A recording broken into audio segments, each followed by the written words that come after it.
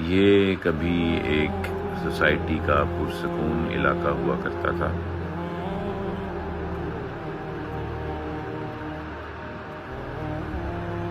पांचवा गोल चक्कर, और ये एक पुरसकून इलाका। लेकिन अभी ये कुछ ज्यादा पुरसकून हो चुका है, क्योंकि अब इसमें इंसान भी नहीं है, सन्नाटे हैं। खाली करवा दिया गया इस पूरे इलाके को, और सामने आप अगर आगे दूर देखें तो आपको दरिया भी नजर आएगा। और खैर दरिया ही है ये सब,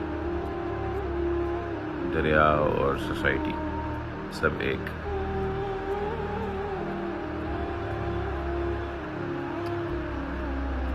दरिया आ गया अपनी जगह लेने वापस।